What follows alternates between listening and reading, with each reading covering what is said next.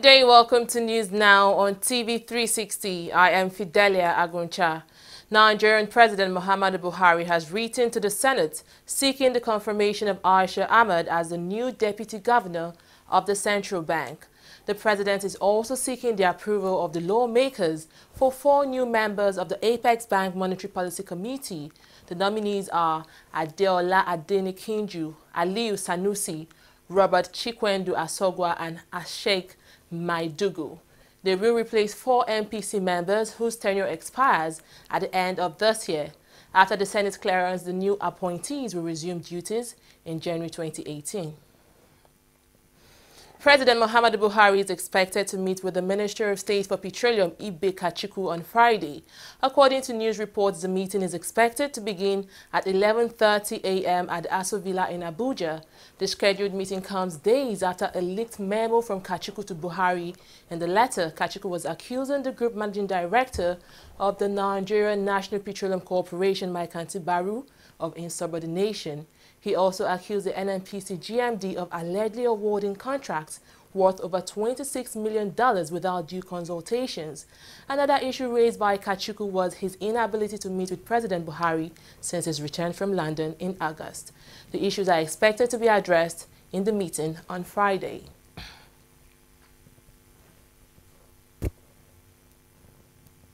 Meanwhile, the Social, Economic Rights and Accountability Project is asking President Buhari to suspend NNPC Group Managing Director Maikanti Baru. According to the group, that allegations against Baru constitute grave breaches of the Corrupt Practices and Other Related Act of 2000 and the UN Convention Against Corruption, which Nigeria recently ratified. It also wants the president to probe and prosecute Baru if the allegations of corruptions were established against him. The Nigerian Senate has referred the government's request to make changes to the 2017 budget to its Committee on Appropriations.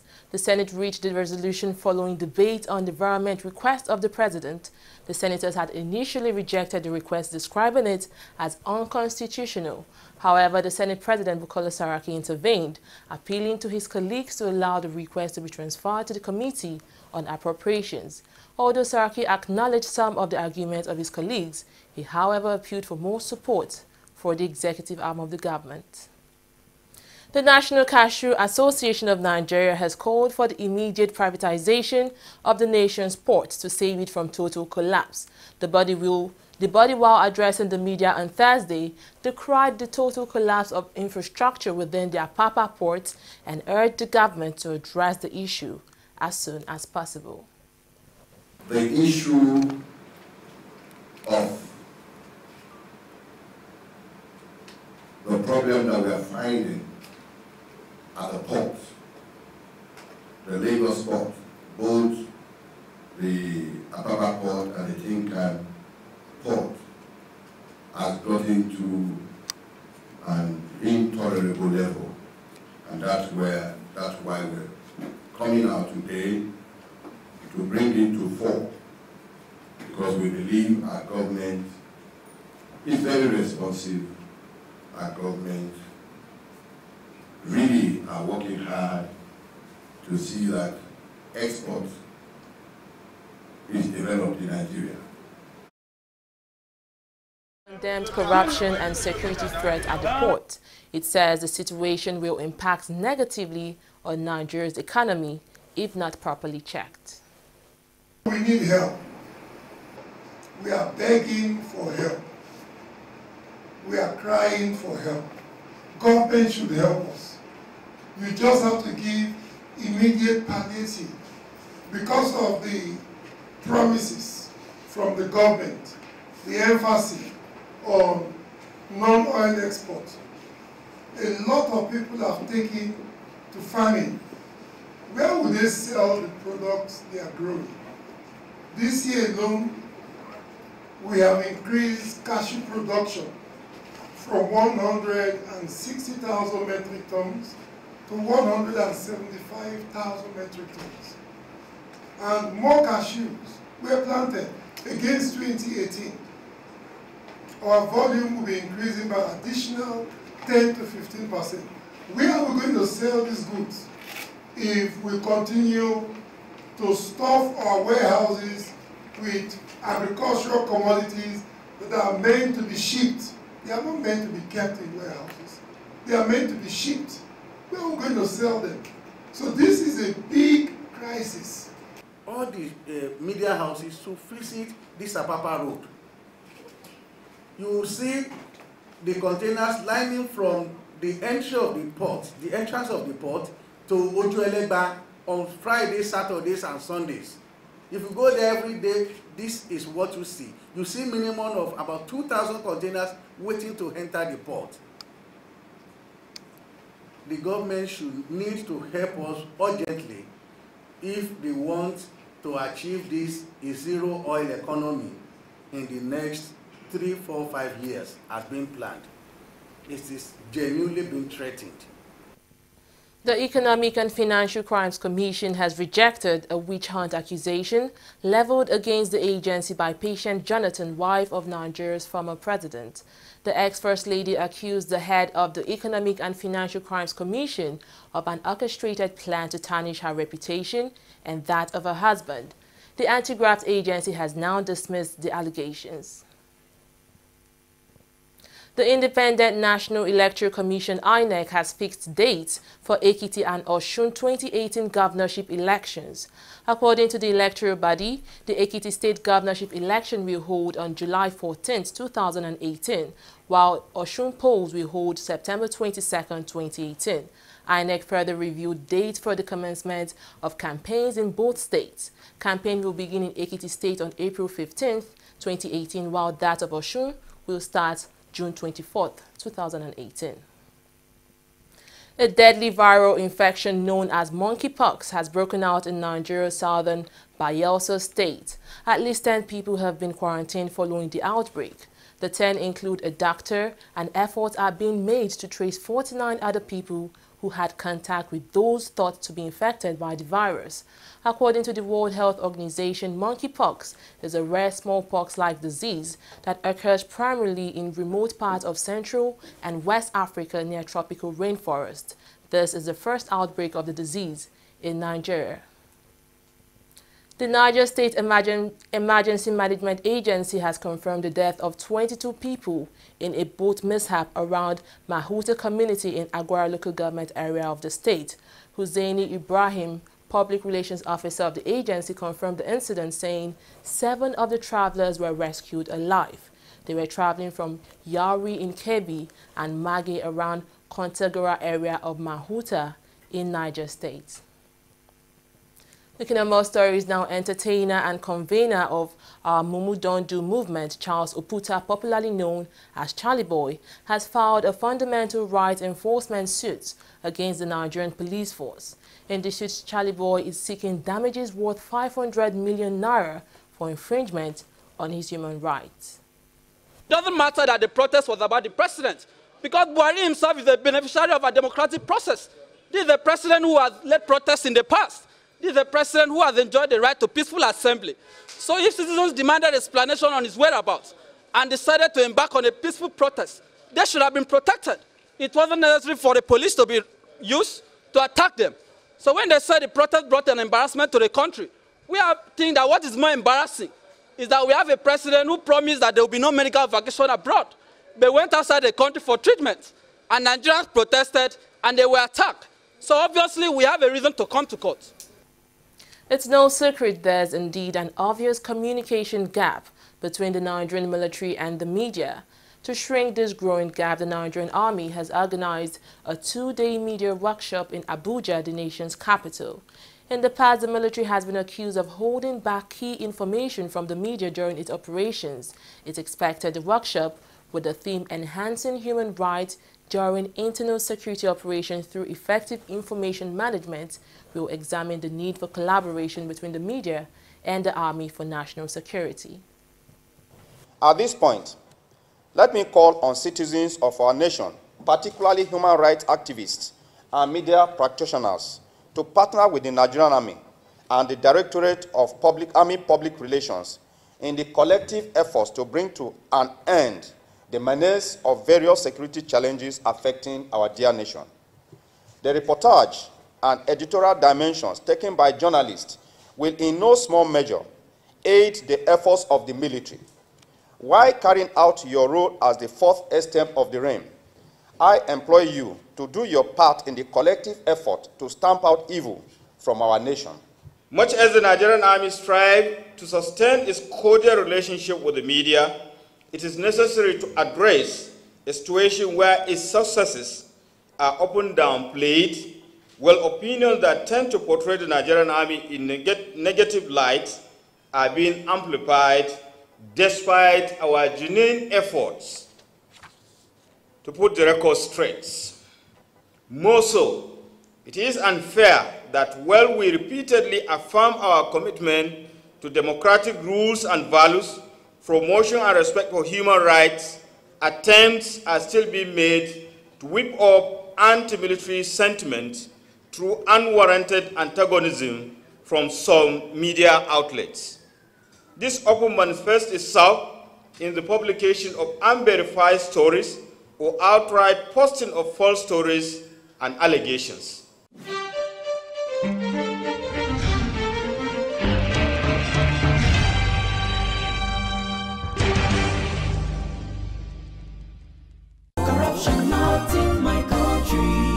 Hello? Yeah, I found your wallet in front of a supermarket. Meet me at Apple Junction. Yes, I'll be waiting for you. Now we find out. Two of us. Thank you very much, officer. You know, it's surprising that men like you still exist in the police force. Yes, so... Oh, yes. This is just a token of my appreciation. Oh, no, you don't need to do this. We're only doing our job. Thank you very much. God bless you. You're welcome. Now I know police is really my friend. Yes. Friend. Hey. Okay, which came up with this one? I don't understand. You know your problem. You are greedy. I'm a policeman who is doing his job. All forms of corruption in the force. Not in my country. Corruption not in my country.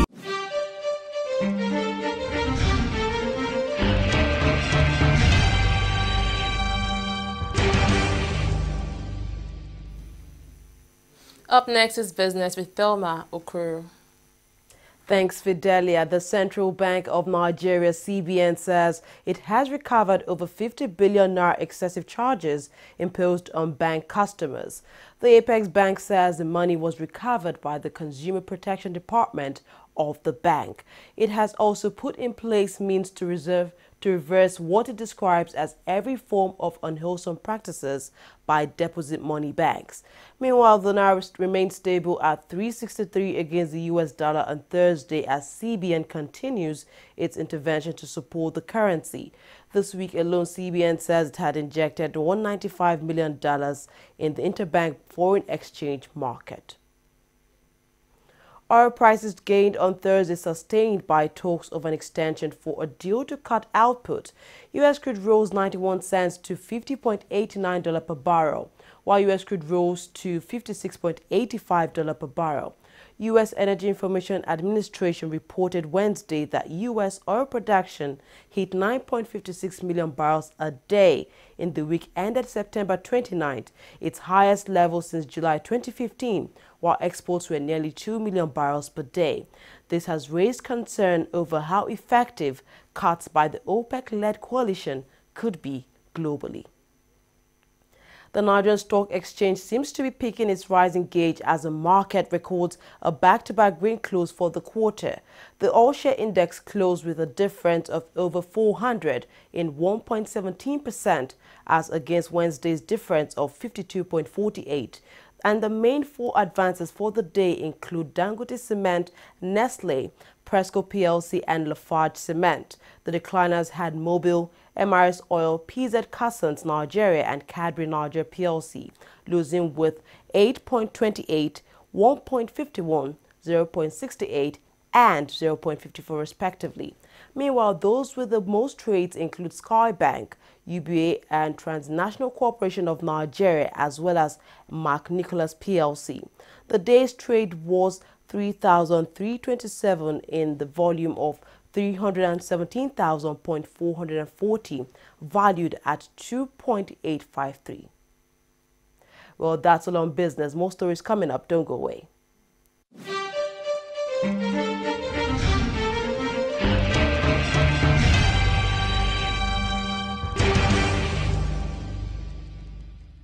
Corruption not in my country. Yeah, relax. That is my brother and I want him out of this station now. Okay. Can I just see the IPO of this case? IPO, how are you? No, welcome, sir. That is my brother and I want him out of this station now.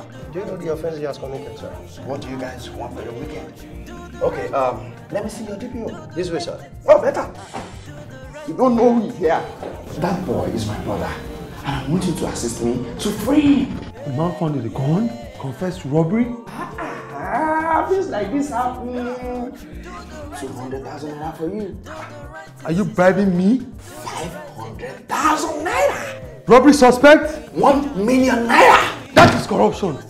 Not allowed in this division. 1 million. Remember, police is your friend. Giving and taking bribe is wrong. Corruption, not in my country. Stop corruption now. Corruption not in my country.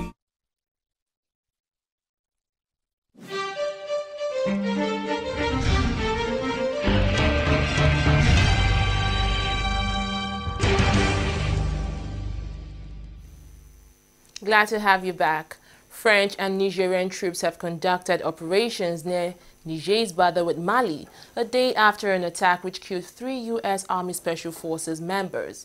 The attack, which also wounded 2 U.S. soldiers and killed at least 1 Nigerian soldier, took place during a routine patrol in a part of southwestern Niger where Al-Qaeda-affiliated insurgents are active.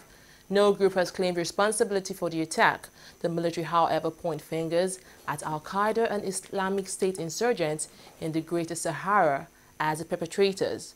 Niger security forces say 4 military helicopters and reinforcements had been dispatched to the area. As investigators delve deeper into how Sunday's night massacre in Las Vegas unfolded, more chilling details have emerged about the suspected gunman and how he allegedly carried out the deadliest mass shooting in modern U.S. history. Investigators now believe Paddock intended to survive the massacre. New evidence shows Paddock fired his first shot into the Route 91 Harvest Music Festival at 10:05 p.m. on Sunday, which is 3 minutes earlier than what police previously reported. Out of the over 400 injured in the attack, 398 have been discharged, while 50 are in critical condition. Nigeria's football chief Amaju Pinnick is urging the senior national team to maintain focus ahead of their crucial World Cup qualifier against Zambia. The team will take on Zambia at the Godswill Akpabio Stadium in Uyo on Saturday, October 7th. Victory in that game will surely guarantee a place for the Eagles at the Russia 2018 World Cup. The national team currently lead Group B with 10 points, 3 ahead of Zambia, who have 7 points. Meanwhile, Captain Mikel Obi said he is confident the Eagle will emerge victorious from the game. According to Mikel, the team is currently focused and determined to book Nigeria's place at a 6th World Cup. The Russia 2018 tournament will be Mikel's second appearance at the World Cup tournament. Brazilian police have detained the head of the country's Olympic Committee, Carlos Nozman. Nozman has been investigated as part of a cash for vote probe after the bid for the Rio 2016 Olympics was won. The arrest is part of the corruption investigation known as Operation Unfair Play. Nozman has previously denied all wrongdoing. But that's all on News Now. Thanks for watching. I am Fidelia Aguncha.